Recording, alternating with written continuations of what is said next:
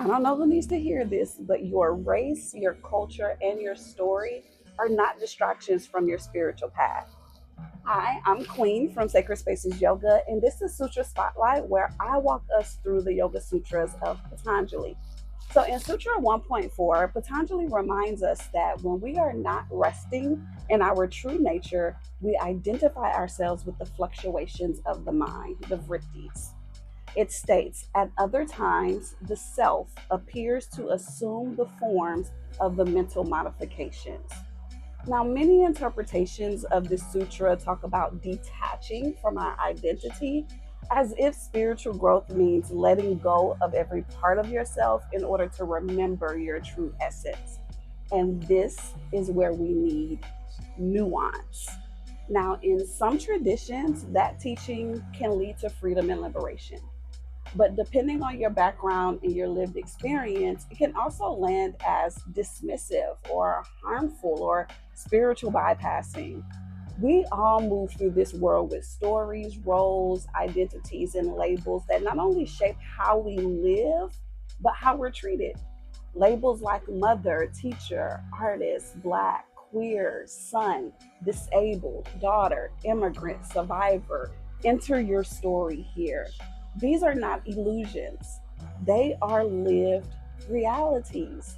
So when Sutra 1.4 says we identify with the fluctuations of the mind, it isn't telling us to erase our humanity or ignore the truth of our lived experiences. It's pointing out that when we forget the deeper self, the part of us that is made in the image of God, that divine presence within, when we forget that, we can start to believe that who we are is defined or even limited by these labels and stories and identities. Psychologist, author, and yoga therapist Dr. Gail Parker reminds us that we can be spiritual beings having a human experience, and that human experience includes our race, gender, culture, and story. Integration, not erasure, is what brings wholeness.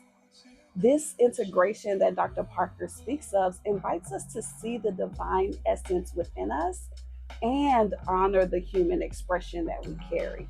Because guess what, you all? We are both divine and human.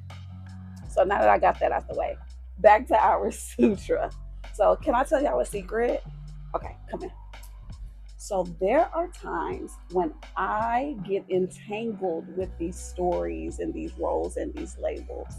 It can even get to the point where they begin to shape the perception that I have of myself. So I allow my inner narrative to convince me that I am the anxiety, I am the security, I am the doubt, I am the role, the label, the story. I know. But do you know why this happens? Come in, come a little closer. Because I'm human. What I love about this sutra is that it's not shaming us, it's simply naming that when we're not anchored in our true nature, the mind's fluctuations can shape how we see ourselves. So, by naming this pattern, we begin to build awareness. And awareness is what helps us catch ourselves in the moment so that we can gently redirect, reconnect, and return to the truth of who we are, not who our thoughts tell us that we are in the moment. Sutra 1.4. At other times, the self appears to assume the forms of the mental modifications.